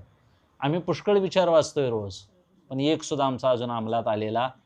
भरला घनदाट हरी दिशे असं जर असेल, सगळ्यात हरी दिसाय पाहिजे काय, भांडणच करायची रोज आम्ही. कुठेतरी महाराज त्याला एक मर्यादा असली पाहिजे. कुठेतरी विचारानं आपण मागे घेतलं पाहिजे. चुकीच्या ठिकाणी चूक म्हणून सांगता आलं पाहिजे. बरोबर आहे. दंड द्यायचा तो मग राजकीय देता येईल, एखादा न्यायमार्गानं देता येईल, एखाद्या मोठ्या क्षेत्रातून देता येईल आपल्याला, देव देईल अशा भावनेनं सुद्धा आपल्याला शांत राहता आलं पाहिजे. म्हणून सन्मार्गानं राहता येणं फार फार अवघड आहे. अर्जुनाची बाजू देव घेतात, याचं कारण त्याचं वागणंही अर्जुनांचं या लागी सुमनानु शुद्धमती अनन्यगती आहे. तो सरळ वागणार आहे. महाराज एवढा दुर्योधनाने त्रास दिला, दुःशासनाने द्रौपदी मातेच्या वस्त्रापर्यंत हात घातला, पण तरी देखील अर्जुन म्हणतो हे माझे बंधू आहेत. किती सरळ वागणं आहे. आणि असं सरळ वागणाऱ्याच माणसाच्या रथावर देव बसाय तयार, कुणाच्या तो बसायला येत. हेतू इतकाच, एवढं सरळ वागता आलं पाहिजे. कलियुग आहे लोक म्हणतात, अजिबात नाही. सरळ वागणाऱ्या माणसाचं काम देवच करतो. विश्वास ठेवता आला पाहिजे. विश्वास हाच देव आहे, विश्वास तो देव म्हणून धरी येला भाव. तुकोबाराय सांगतात विश्वास हाच देव आहे. नाहीतर मग त्याला सिद्ध करायची गोष्टच काय सांगा. हवा दिसत नाही, सिद्ध करावी लागते का. झाड हलायला लागले की वारा मानावाच लागतो. स्थिर असते ती हवा, वाहतो तो वारा, सिद्धांत आहेत. तसं एकदा देव प्रकट झाला की मग त्याला अवतार म्हणावा. अप्रगट आहे तो देव आहे, ईश्वर आहे, सगळीकडे व्यापून चराचरात भरलेला आहे. पण चैतन्य एकच आहे, उपाधिगत भेद आहेत. आकाराला आलेलं सोनं आम्ही काय करतो, अंगठी मोडीत घालतात, मग दुसरं काहीतरी करायचं, मग कानातलं करायचं. मग सोनं मोडलं काय, आकारात आलेलं फक्त अलंकाराचा आकार मोडला, मूळ सोनं मोडलं नाही. मात्र अंगठी करताना काहीतरी त्यात खडा जडावा लागतो, काहीतरी हिणकस घालावं लागतं, त्याला आकाराला आणण्याकरता आणि मिसळ धातू वापरावे लागतात. घट्ट करण्याकरता त्याला काहीतरी दुसरे पंचधातू मिसळावे लागतील थोडे थोडे. आणि मग त्याच्यासाठी कर्णावळ घेतो सोनार. आणि मग ज्यावेळी दुसऱ्या वेळी एवढी मोडीत घालतात त्यावेळी कर्णावळीचे पैसे देतात काय. एकदाही कर्णावळ झाली असं समजायचं, एकदा न्यायला आला की हे भंगारला घातल्यासारखं आहे महाराज. द्यायचं, देऊन टाकायचं, रडत बसायचं नाही. जेने हा जीव दिला दान, त्यानं जीव दान दिलाय, मग तो देह देणार नाही का हो. जीवही त्याचाच आहे, जीव तो मूळचा ईश्वरच आहे, पण हा माझा म्हणून आम्ही धारण करून बसलो. आणि संकोचित आपलंच आपल्याला अज्ञान आम्हाला छळाला कारणीभूत झालंय. म्हणून आपला आपण पेया विसरो जो धनंजय तेची मुळे या अज्ञानासी. आपलंच विस्मरण आम्हाला दुःखदायक झालेलं आहे. आपण आपलं विस्मरण मात्र काय करूया, स्मरणात आणूया. आणि मी कोण आहे याची जाणीव होण्याकरता शरीराला अशी साधनेची एक बैठकच बसवायची. मला आई महाराज काय कुठं शिक्षण नाही, काय नाही, आणि आमची अशी साधी माणसं उद्धाराला कारणीभूत होतात. आणि आम्ही शिकलेली माणसं, आम्हाला सगळ्या गोष्टी माहिती आहेत, बाहेरलं जग माहिती आहे, सगळं माहिती आहे. आणि म्हणजे आम्हाला काय होतं आहे, आम्ही एक स्वतःला सूट द्यायला लागलो. ही सूट नाही देऊन चालणार. रोजच्या रोज आपण काय केलं पाहिजे, जागृत राहून काम करता आलं पाहिजे. आणि जागं राहणं हेच साधकाचं मोठं काम आहे. दुसऱ्याचं काही अहित चिंतत बसायचं नाही, दुसऱ्याचं काही बोलणं आपल्या जीवनात असू नये. प्रत्येकाचा परमार्थ प्रत्येकागणिक वेगवेगळा असतो. आपला परमार्थ मला काय बरा वाटतो, मला काय करता येईल, संतांनी काय सांगितलं आहे, एवढं आम्हाला जर आणलं आम्ही, तर महाराज दिलेल्या ह्या संधीचं सोनं केल्यासारखं होईल. म्हणून शरीर ही गोष्ट आलेली आहे, आम्हाला मिळालेली आहे. मिळालेलं शरीर महाराज परत परत मिळेल याचं काय सांगता येत नाही. भाकीत काहीच करता येत नाही. म्हणून ज्ञानोबा सांगतात, तैशी येण्याची शरीरे शरीरा येणे सरे किंबहुना येरझारे चिरापडे. मग ह्या शरीरात राहून दुसरी वासना काय धरायची. पिंगलावेश्येचं चरित्र बघा, अजायमेळाचं चरित्र बघा, ह्या शरीराच्या भोगलोलूप वासनेनं ययाती राजाचं चरित्र बघा. अनेकांची अशी चरित्र बघितली की वासना शिल्लक राहणाऱ्याला अनेक जन्म मिळतात. म्हणून उपनिषदही आमचे असं सांगतात, यो निमन्ये प्रपद्यन्ते शरीरत्वाय देहिना स्थानुमन्यानुसय्यन्ति यथा कर्म यथा श्रुतम. मनुष्य आयुष्यभर जे कर्म करतो, आयुष्यभर जे ज्ञान संपादन करतो, तेच त्याला पुढल्या जन्मामध्ये उपयोगाला येतं. म्हणून आता काय शरीरीत आपण गोळा करायची ज्याचं त्यानं ठरवायचं. आपण हे जीवन सगळं लौकिकातच वापरायचं काय, चांगलं कल्याणासाठी चार सुविचार, चांगले संतांच्या भेटी, आपल्याला सोहळा करता येतो, रथयात्रेला जाता येतं, तीर्थ करता येतात, सात्विक तीर्थ फिरायची, स्वरूपानंदांच्याकडं, गोंदवलेकर बाबांच्याकडं, स्वामी समर्थ महाराजांच्याकडं, अनेक महापुरुषांच्या संतांच्या आजही संत लोक आहेत, नाही असं नाही. पण आम्हाला पाहुण्याकडे जायला सवड आहे, तर तिकडे जायला सवड. पाहुण्याने शिव्या जरी दिल्या तरी आम्ही जातोय आनंदानं. इतके आमचे पाहुणे आवडीचे झालेले आहेत, काय सांगावं. आणि मग हे यमाच्या दरबारात मात्र चालणार नाही. म्हणून मग ते नचले काही. म्हणून यम आज्ञा यायच्या अगोदर आपण जागं होऊया. आईने साधलं नामस्मरणाच्या बळावर, तसं नित्यनेमानं एक नामाला तास नाम सुट्टी द्यायचीच, बसायचंच. म्हणतील कोण काय म्हणतील, तो ज्याचा त्याचा भाग असेल. आम्हाला काय मिळतं हेही आम्हाला काही माहिती नाही, पण मुखी नाम हाती मोक्ष 80 साक्ष. नाम हेच मोक्ष आहे, नाम हेच परब्रह्म आहे, नाम हाच विठ्ठल आहे. नामात आणि विठ्ठलात अजिबात फरक, आणि ते घर बसल्याही घेता येतं. म्हणून इतर फार पळापळी करणार आता वेळ उरलेला. आमचं आयुष्य केवढं आहे सांगा. आयुष्य जात आहे पहा काळ जपतसे स्वहिताचा घोर वाहा ध्याने राहस रेरीच्या. फार मोठ्या अट्टहास बांधून काय सहलीला जायची गरज नाही, काय तीर्थयात्रेला दांडग्या जायची गरज नाही. बरं किती वेळ आता सोहळ्याला जायचं बरोबर आहे, 1-2 भेटी घेऊन येता येतं, जबाबदारी आहे प्रत्येकाच्या. म्हणजे तिकडे जाऊ नये असं नाही, गेलं तरी काय हरकत नाही. घरची सोय असेल तर प्रत्येकाने जावावं, नामचिंतन होतं, संतांची संगती होते, दानधर्म करता येतो. पण तोही घरात बसल्या करता येतो. आपल्याही दारात कोण अतिथी आला तर त्याला द्यायचं. सोहळ्या जाऊन केळं वाटण्यापेक्षा हिथं एखाद्या माणसाला द्यायचं, ते येईल त्याला दिले तर होणार की. प्रत्येक घरात आलेल्या मनुष्याला गोड बोलता आलं पाहिजे, पाणी देता आलं पाहिजे, बसायला आसन देता आलं पाहिजे. या 3 गोष्टी केल्या तरी चांगली गोष्ट आहे. याच्या पलीकडे कसा व्यवहार करायचा हे आपल्या सुखी संसारामध्ये प्रत्येकाला करता येतं. म्हणून मानवी जीवन हे अमूल्य आहे, हे सहजासहजी विचार करणाऱ्या मनुष्यालाच कळेल. अन्यथा हे मानवी जन्माची इतीच कर्तव्यता कुणालाही कळणं शक्य नाही. म्हणून आमच्या अध्यात्म ज्ञानात सगळ्या संतांनी आम्हाला अद्वैत तत्त्वज्ञानात मानवी जीवनाची सर्वोच्च काय सांगितलेली आहे महाराज, किंमत सांगितलेली आहे. हे सहजासहजी नाही, सुढाळ ढाळाचे मोती अष्टांगे लवे ज्योती जया होय प्राप्ती तोची लाभे. हे साष्टांग दंडवत घालण्याकरता दिलेले शरीर आहे. देवाच्या समोरच फक्त झुकवायचं आणि संतांच्या श्रीगुरूंच्या समोर, इतर कुणाच्याही पुढं हे झुकवायचं नाही. म्हणून दीर्घायुष्य महापुरुष निघून गेले, आम्ही फार मिजाज मारत बसायचं नाही, वेळ काढायचा आपल्यापुरता आणि नामसाधना करत करत एक दिवस महाराज आम्हाला तुका म्हणे एका मरणीची सरे उत्तमची उरे कीर्ती मागे. मरणामाग आमची कीर्ती उरावी अशी अपेक्षा ठेवू नये, पण निदान लोकांनी निदान अमुक बाबा आई होते त्यांनी नामस्मरण केलं, माणसं नाव काढतात. आणि जोपर्यंत पृथ्वी तलावर नाव काढलं जातं तोपर्यंत मनुष्य स्वर्गवास करतो, असा एक नियम आहे शास्त्राचा. मग आम्हाला काही इतकं कीर्ती पांडवांच्यासारखी कीर्ती नाही लाभणार, आपल्याला मिळूही नये. आम्ही सामान्य जीव आहोत, तुकोबारायांच्यासारखं पावित्र्य आमच्याकडं नाही, आम्ही काय तुकोबाराय होणार नाही. पण त्यांनी सांगितले त्या मार्गावरून चालताना का बरं आम्हाला ती पवित्रता लाभू नये. म्हणून पवित्र होईन चरित्र उच्चारी रूपाच्या आधारे गोजिरिया. त्या देवाचं ध्यान, त्या देवाचं नाम घेतल्यानं आम्ही का बरं पवित्र होणार नाही. म्हणून सुंदरता ही अंतःकरणाची असावी, विद्वत्ता बुद्धिगत नको. ती विद्वत्ता पांडुरंगाच्या नामस्मरणासाठी वापरावी. पंडित तोच जो विठ्ठल विठ्ठल म्हणतोय तो. म्हणून घर बसल्या सगळ्यांची सेवा करता येते. आईवडिलांची सेवा हाच महाराज. म्हणून आपली अविहिता जो उपाय असे की विसंबताईचा पडे की जगन्नाथा आभारू पडे. आमचा संसार छोटा असेल मान्य आहे, कोणाची तुलना अजिबात नाही करायची, पण आपल्या संसारात आपल्याला चांगली कामं करता येतात हे दिलेलं भाग्य आहे आम्हाला. मोजकं एक काम असू दे, आपल्या हातून चांगलं झालं तरी महाराज जन्म सफल झाला. म्हणून आगाजया जे विहित ते ईश्वराचे मनोगत, म्हणून केली याची निभ्रांत सापडेची तो. माझ्या वाट्याला जे काम आलेलं आहे ते चोख निष्पाप निष्काम बुद्धीनं जर करताना देवावर तो भार पडतो. एवढं पुण्य आहे महाराज कामात. म्हणून वाट्याला आलेलं काम टाकायचं आणि कुठंतरी जाऊन भजन करायचं, हा परमार्थाचा मार्ग नव्हे. आपण आलेलं काम अगदी सुखरूप करूया. मिळालेली मुलं, मिळालेली पत्नी, मिळालेलं घर, मिळालेलं गाव हे भाग्यानं लाभलेलं आहे. ते काय मी येताना आणलेलं नाही. ठरवून कोण आलं आहे का हो? ठरवता आलं असतं मी अंबानीच्या घरात गेलो असतो. हे असं कुणी सांगितलंय? हात द्या, 18वी ओवीने श्लोक हे सांगा. आपोआपच महाराज विमान जमिनीला पायच टेकले नसते, मी हवेतनंच फिरलो असतो. आणि मग हवेत फिरणाऱ्याचं मरण कसं असतंय ते तुम्ही बघितलंय. हे असं का सांगावं लागतं? जेवढी कीर्ती मोठी, तेवढं मोठा महाराज चटका बसतोय हे सांगू नये. वाईट आहे. पांडवांना किती महाराज त्रास सोसावा लागला. म्हणून महानतेच्या भानगडीत पडू नये. आम्ही सामान्य आहोत. पांडुरंगानं आमची दखल घ्यावी, तुकोबाराईने आमची दखल घ्यावी. आम्ही पडवून राहेण तये ठाई उगाच संतांचे पायी. तुझे दारीचा कुत्रा नको मोकलू, दातारा धरणे घेतले दारात, नको धरून उठवू हात. उठवून का घालतोस? आम्ही तुझ्या दारात काय आलो? काहीतरी दान मिळेल म्हणून आलो आहे. म्हणून मानवी शरीरे बहुता दिसा फेरा आला या नगरा, नका घेऊ भार धर्म तुची सार. बहुत दिवसांना मी इथं आलो आहे. आणि हे हा देश काय आपला नव्हे, देशवेश नव्हे माझा सहज फिरत आलो. म्हणून हे मानवी शरीर हे चांगलं शरीर आहे महाराज. म्हणून हा दसरा आहे, नरदेहरूपी दसरा. इथं सिमोल्लंघनात सोनं मिळवायचं आहे आणि ते सोनं मोक्षरूपी आहे. आणि आम्हाला मात्र 10 इंद्रियांना पार करून 11वं मन काय करायचं आहे? जिंकायचं आहे. मन हे राम झाले, मन हे राम झाले.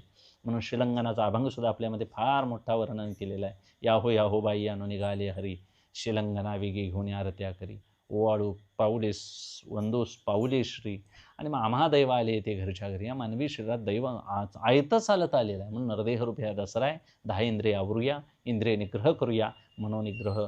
आणि महाराज इंद्रिय निग्रह केल्यानंतर काय साध्य होणार नाही. म्हणून हे इथंच साध्य करता येतं. याच जन्मामध्ये दसरा आहे, याच जन्मामध्ये दिवाळी आहे. कुठेही दुसरीकडे जावं लागत नाही. म्हणून मिळवायचं काहीतरी ही जी भावना हे चुकीचं आहे. परमार्थामध्ये काहीतरी मी मिळवलं, मी मोक्ष मिळवला, मी हे मिळवायचं तर काहीच नाही. आहे ते फक्त समजून घ्यायचं. आहे त्या जागेवर मी किती आनंदी राहता येईल एवढं ज्याचं त्याला कळलं म्हणजे बस आहे. माझ्या गरजेपुरता जर संसार चांगला असेल, माझ्या गरजेपुरती मुलं, माझ्या गरजेपुरती पत्नी, सगळ्याच गोष्टी गरजेपुरत्या प्रत्येकाला देवानं दिलेल्या आहेत. फक्त माणूस समाधानात राहत नाही, माणसाची अडचण आहे. ठेविले अनंते तशीची राहावी चित्ते असू द्यावे समाधान, समाधानानं आम्ही जगूया. दिलेलं पुष्कळ आहे महाराज. आणि आपण बुद्धी दिलेली आहे, का बरं भीक मागावी? मिळवावं. आपापल्या क्षेत्रामध्ये ज्याचं त्यानं कौशल्यानं ज्ञान धन मिळवावं, योग्य त्यावेळी विनियोग करावा. मात्र ते पैसे आपल्याबरोबर येणार नाहीत. असक्ती रानभी श्वंगा पत्रदार ग्रहाविषू. ते वाटेनं साक्षी ठेवल्यासारखी गटरी ठेवून जायचं. शेती इथंच राहणार, सगळं इथं राहील. आणि ती ठेवायची तयारी पाहिजे. तिथं वासना राहता कामा नाही. नाहीतर मग तिथं वासना राहिली की मग आणि अमावस्येला काहीतरी करावं लागतंय. मग आमचा आजा बघायला आला, पंजा अजून येतोय बघाय, मग नैवेद्य ठेवा, मग त्याच्यासाठी माळ करावी लागतील, श्राद्ध करावी लागतील, हे बरोबर आहे. पण वासनेनं मात्र मागं काय झालं हे बघायला येऊ नये. आणि तशी अजिबात आपली अपेक्षा असू नये. हे कोणाचं तरी आहे, पूर्वी कोणाचं तरी होतं. लग्नात घातलेला ऐवज असतो, तो सासू सुनेला देते, सून तिच्या सुनेला देते, ती सून तिच्या सुनेला देते. महाराज त्या देणाऱ्या सासवा सुना मेल्या करते अंगठी तशीच असते. तसं आमचे देह अनेक जातील, पण आत्मा नावाचं तत्व जे आहे, आत्मतत्व, ते कधीही मरणार नाही. ते एकापासून दुसरीकडं असं सदैव सगळीकडंच आहे. ते येणं जाणं असं व्यवहारता म्हणावं लागतं. नाहीतर आत्म्याला येणं नाही जाणं नाही असं निवांत. म्हणून आई कुठे गेल्या नाहीत, आठवणीनं त्या प्रत्येकाच्या चित्तात आहेत. एखाद्या चांगल्या संस्कारानं भारित झालेली माणसं महाराज विसरता येत नाही. म्हणून निदान घरच्यांनी पै पाहुण्यांनी आई मुलांच्या लेकींच्या दृष्टीनं आई विसरतच नसते. आई हा महाराज एक अंतिम क्षण असतो, तो शेवट. प्रेम संपलं लेकुराचे हित वाहे माऊलीचे चित्त.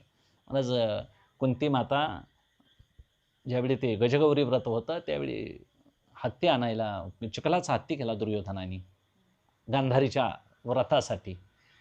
भीमाला असं वाटलं यांच्यापेक्षा मी मोठा हत्ती करीन. त्यानं महाराज यमुनेत उतरला आणि मोठे गोळे बाहेर फेकायला लागला चिखलाचे. दुर्योधनापेक्षा मी मोठा हत्ती करतो म्हणाले. धर्मराजाला हसू आला. अरे म्हणाले, हे चिखलाचा हत्ती करून काय करतोस म्हणाले, तुझ्या अंगात बळ असेल तर इंद्राचा ऐरावत आणखी म्हणाले. आता म्हणाले, दादा मी ऐरावत आणीन, मला इंद्र वगैरे हे काय सामान्य वाटतात म्हणाले, पण जायचं कसं ही अडचण आहे. अर्जुनाने महाराज बाणाचा शितू केला इंद्रापर्यंत जाण्याकरता स्वर्गाला. त्यावरून भीमदादा गेले आणि महाराज सांगायच्या अगोदरच उचलून खांद्याला लावला नाही, शिवून आले. आणि वरून येत असताना कुंती माता अंगणातून बघते, अर्जुन खाली उभारलेला आहे बाणाच्या शितूला टेका देण्याकरता. जर नाहीच, कारण ऐरावत किती, सात तोंडाचा, किती वजन त्याचं, भीमदादाचं वजन केवढं, एवढं सांभाळण्याचं सामर्थ्य माझ्या बाणात आहे, ही शक्ती होती माहिती आहे. पण एखाद्या वेळेस जर दादा घसरला तर लगेच बाणाचा आणि पूल करता येईल म्हणून अर्जुन महाराज बाण लावूनच होते. आणि पाय घसरतो का काय असं कुंती मातेला वाटल्यानंतर खरोखरच पाय घसरला महाराज. कुंती मातेनं तो आपल्या पदरात झेलला, भीमासह हत्तीसह. म्हणजे एका पतिव्रत्यात केवढं सामर्थ्य असतं. आईचं ही ताकद कशी असते व्यास महर्षीने मांडलेली आहे. का कोण कुठे महाबळेश्वरला कथा लिहिलेला लेखक नव्हे. हे बिनमाळकरी सगळे काय पिऊन लिहितील काय करतील सांगता यायचं नाही, पण हे व्यास महर्षी लिहितात आणि हे नितांत श्रद्धेनं आम्ही ऐकायचं. ह्या काय कपोलकल्पित गोष्टी नाही. म्हणून माता कुंतीनं हे सगळं झेललं. काय आईचं सामर्थ्य असून आई ही काय असते ही मुलाला सांगावी लागू नये. निदान आमच्या भारतीय धर्मशास्त्रात कोणाला आई काय आहे सांगावी लागत नाही. म्हणून आचार्यांनी आईच्या उत्तरक्रियेसाठी आले महाराज. आईची उत्तरक्रिया संन्यास असून त्यांनी आईला स्वतः दहन केलं आणि त्या दोषासाठी त्यांना भगंदर नावाचा आजार झाला. मान्य केलं, पण आईचं दहन स्वतः केलं. संन्याशानं परत घर बघू नये, आई म्हणून बघू नये. आजही महाराज आईच्या गावाकडेच जायचं नाही परत आपल्या, असा नियम आहे. आणि मग तरी देखील भगवान शंकराचार्य आईच्या प्रेमासाठी आले. हे सगळ्या महान गोष्टी का पण अशा ऐकायच्या. आई काय असते साने गुरुजी बघितल्यानंतर आई कळते, मदर तेरेसांच्याकडे बघितलं तर आई कळते, सिंधुताई सपकाळांच्याकडे बघितलं आई काय असते. आई स्वतःची मुलं नाही दुसऱ्याची मुलं काय करू शकते, मोठं उदाहरण आहेत महाराज. आणि मग हे आईच एक महान तत्व आहे. आणि म्हणून संतांनी देवाच्या प्रेमापाठोपाठ आईच्या प्रेमाची थोरवी गायलेली आहे, इतर कुणाची आई थोरवी गायलेली नाही. म्हणून संत, देव आणि आई ही ते निष्काम प्रेमाची उदाहरणं आहेत. आणि मग एकदा ते जिवंत स्थूल शरीर गेलं की आई नावाचं प्रेम आटतं आणि मग त्याचं दुखणं मोठं आहे, ती कुणाला उणीव भरून काढता येत नाही. म्हणून आता त्या उदास अवस्थेत फक्त विचार करता येतो. मग त्यांचं काही चित्र बघता येईल. आता आधुनिक आहे, त्याकडे थडगी बांधली जायची, चित्र काढता येत नव्हती, पाय काढले जायचे आणि पूजा केली जायची. आता विज्ञान बदललं, आता फोटो काढतात. आता फोटो म्हणून आम्ही स्मरण करायचं. या निमित्तानं तेवढीच त्यांना काय करता येईल आम्हाला, म्हणून संकल्पांना पुण्य अर्पण करता येईल. त्या निमित्तानं 4 वारकरी जेवाय वाढता येतील, नामसाधना घेता येईल. एवढं आपल्याला करता येईल तेवढं सत्कृत्य करत करत करत तुका म्हणे सत्यकर्मा व्हावे साह्य, सत्यकर्म करत राहूया. म्हणजे यात विरोध न येता हे असं चालावं. त्याच्या सगळ्या क्रियेनं काय मिळायची ती पुढली गती त्या जीवाला मिळते महाराज. ते आपण ठरवू शकत नाही. म्हणजे ज्याचं त्याचं कर्म कळणाऱ्या मनुष्यानं जर सत्कृत्य केलं तर त्याला अजिबात त्रास होत नाही. याचं जिवंत उदाहरण आता हे आम्ही बघितलेलंच आहे. असंच पुढलं जीवन त्यांचं भविष्यातलं चांगलं असणार आहे महाराज. म्हणून चांगलं करणाऱ्याच्या निमित्तानं बघायला भेटलं की एक बळ येतं, परमार्थ वाया जाणारा नाही, परमार्थ फलद्रूप होतो. आणि जर अशा सामान्य गतीतल्या एखाद्या आमच्या आईंना जर मिळत असेल तर मग कायम अभ्यास करणाऱ्या साधकांना का बरं हे होऊ नये. म्हणून ईश्वर कृपा करावी, गुरुनं कृपा करावी आणि आम्हाला हे अध्यात्म तत्त्वज्ञान कळावं, शरीराची नश्वरता कळावी. आणि मग एक दिवस आपला तो एक देव करून घ्यावा, ती नेहमी निजवा सुपन येरती माईके दुःखाची जनिती नाही आधी अंती अवसाने, असं अविनाश देवाने आम्हाला करावं. आणि आमच्या मागचं जन्ममरणाची ही परंपरा खंडित करावी. काळ अजिबात आमच्याकडं वाकड्या दृष्टीने सुद्धा बघू नये त्या काळानं, अशी एक आम्हाला सामर्थ्य द्यावं. न लगे मरावे ऐसा ठाव दिला, एवढ्या उंच ठिकाणी देवाला आम्हाला नेऊन बसवावं. आनंदानं आम्हाला देह सोडता आला पाहिजे. तुकोबाराईने असा सोडला, गोंदवलेकर बाबाने असा ठेवला. मला देह ठेवल्यानंतर 8 तास शरीर नामस्मरण करत होतं त्यांचं. म्हणजे देह स्वरूपानंद महाराजांनी कसा देह सोडला. काळ आला तर काय, हे देह तुझा आहे घे म्हणाले. आपले जगदीशचंद्र बोस, मी हार घेऊन तयार आहे म्हणाले. काळ नाही आला तर तुम्ही त्याला हार घालीत आणि हे देह देऊन टाकेल. काय सामर्थ्य, केवढी साधना असेल सांगा. म्हणून रडायचंच नाही. त्यांच्या निमित्तानं डोळ्यातनं अश्रूसुद्धा आता काढायचे नाही, त्यांना त्रास होतो. म्हणून गेलेल्या व्यक्तीविषयी आठवण काढावी, सत्कृत्य करावं.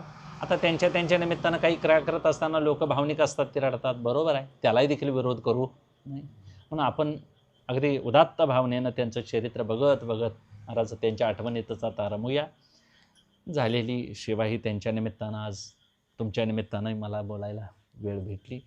अर्जुनाच्या निमित्तानं केलेला मोठा उपदेश आहे. अर्जुनाला मोह झाला असं म्हणतात. अर्जुनाची योग्यता मोठी आहे. ते त्यांना देवा सांगत असताना, अर्जुना तू कोण मारणारा आणि हे सगळे मरणारे हा तुझा भ्रम आहे, काढून टाक. सगळा मारणारा शास्ता मी आहे, मरणारे सगळे माझे स्वरूपच आहेत. त्यामुळे इथं काहीच बिघाड झाला नाही. झाला हा फक्त व्यवहार झाला. एक व्यक्ती आली, काही काळ टिकली आणि काही काळानं देह ठेवून गेली. तेवढी आठवण आपल्या फक्त स्मरणात राहिली. म्हणून आलं गेलं, येणं जाणं आहे नाही आहे व्यवहारात असं चालतच राहील. आत्मतत्व मात्र कधीही त्याला येणं नाही जाणं नाही. म्हणून ते कोणाचे असणे नव्हते असणे चांगली 65 आत्मस्वरूप नितांत मांडलेलं आहे. आणि तेच प्रत्येकाने महाराज कळणाऱ्या माणसाकडे बसून थोडं थोडं कळवून घ्यावं, आयुष्याचं सोनं होईल. म्हणून ज्ञानोबाराय सांगतात आता आणि शरीर जात आगवे हे नाशवंत स्वभावे म्हणून तो वाजून जावे पंडकुमारा. एवढं नाशवान असलं तरी योग्य ते मात्र आपलं कर्म सोडायचं नाही, असा निष्काम कर्माचा उपदेश करतात. आईंच्या निमित्तानं झालेली सेवा ही महाराज त्यांच्या चरणी अर्पण करून सेवेला विराम देतो. पुंडलिक वरदारी विठ्ठल.